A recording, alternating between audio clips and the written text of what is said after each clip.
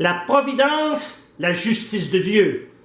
La providence, la justice de Dieu. La providence, la justice de Dieu. La providence, oh la justice de Dieu, c'est un miroir au cadre d'or, dans lequel se mire une vive centaure qui porte un masque belliqueux et qui contourne une tourelle qui est surmontée d'une mirette, tandis que nos deux haridelles se sourient, se font des courbettes. Et, l'aréopage le confirme, les losanges sont enchevêtrés. Ils sont produits par une obscure firme qui s'est fait délocaliser. Au pays des toques d'autruchon, où l'on se dandine et l'on danse, quand la justice d'un dieu manchon la phagocyte, la providence. Alors Claude Bolduc, comme dans un certain nombre de vos tableaux, pas tous, mais là, un souci de travail sur le dispositif géométrique. Alors, parlez-nous un peu de votre traitement, parce que ce sont les seuls éléments abstraits presque qu'on voit pareil dans votre travail. Oui, c'est quelque chose que j'utilise souvent. C'est presque tout le temps l'idée de la cage. L'homme en cage, en fait. L'homme avec tous ses déterminismes, l'homme aux prises avec sa réalité, son surmoi, son ça, comme dirait Freud, et ce qu'il peut faire là-dedans, en fait. Fait que l'idée de la cage, c'est ça. Donc, c'est des formes géométriques, dans ce tableau très spécifique, représentent la cage dans laquelle l'homme est enfermé. Et le fait d'être encagé, etc. Très bien, d'accord. Ce personnage que j'ai appelé la centaure dans le pictopoème, est-elle devant un miroir? Le personnage en question est bel et bien un centaure, mais j'irais jusqu'à dire deux centaures, parce qu'en fait, c'est l'idée du mâle et de la femelle, parce qu'un centaure, normalement, ça a seulement deux pattes. Moi, j'en ai mis quatre, puis pour la femelle, qui se trouve à être cette partie-là, qui est en même temps la même, qui est soudée avec son mâle, le mâle, la femelle rue.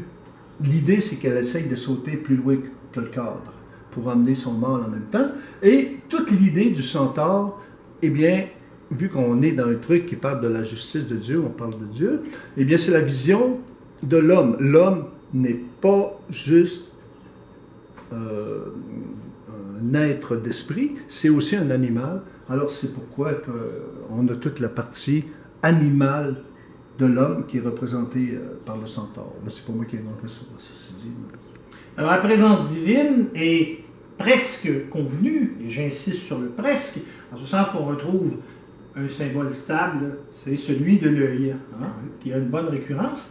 Mais, à un moment donné, l'œil se retrouve au sommet d'un fanal qui ressemble beaucoup à ces vieux fanals qu'on voyait au cinéma du siècle dernier. Qu'est-ce que c'est que cet œil dans un fanal? Ben, le fanal représente le chemin qu'ont décidé de choisir l'homme, en fait. Qui, normalement, l'homme allait comme ça. Il a rencontré toutes sortes d'obstacles sur son chemin de vie, l'homme étant le personnage qu'il y a là. Puis j'ajouterais ici que cette toile, en fait, je l'ai faite pour quelqu'un qui m'est très cher, qui m'avait suggéré, il m'avait demandé, pourrais-tu me faire une toile qui parle de la providence? Alors, c'est un sujet qui me plaisait beaucoup, j'ai dit avec grand plaisir, puis je faisais la toile pour le récompenser de grands services qu'il m'avait fait. Donc, c'est un peu de lui qui est question dans l'histoire, parce que le type en question travaille dans la construction, il est menuisier. C'est pour ça qu'ici, il tient le marteau des maîtres maçons, que j'ai interprété à ma façon. Oui, c'est tout le personnage qu'il y a là. Aussi, le phare en question représente là vers où il allait, la lumière artificielle. Mais tout à coup, son regard et celui de sa femelle se détournent vers l'œil de Dieu, vers la providence, parce que peut-être qu'il est dans un chemin de vie qui est plus difficile à ce moment-là. Et il y a une fenêtre. Alors, on a parlé de miroir, mais en fait, pour moi, c'était une fenêtre. Il essaie, à travers l'idée de Dieu, de sublimer sa réalité pour aller vers quelque chose qui est plus spirituel. C'est pour ça que la femelle cherche à sortir et qu'elle va éventuellement amener avec elle le mal aussi, parce c'est le même personnage, c'est comme un aile dédoublé. Alors Claude Bolduc, en conclusion, attrapons la bête par les cornes, et en référence au titre du tableau, autant qu'à votre travail sur cette œuvre spécifique et à votre intellect et son bouillonnement remarquable, qu'est-ce que la Providence? La Providence, bon, pour moi, en tout cas, mon interprétation, c'est la justice de Dieu. Alors, la justice de Dieu, elle est très aléatoire, elle est très...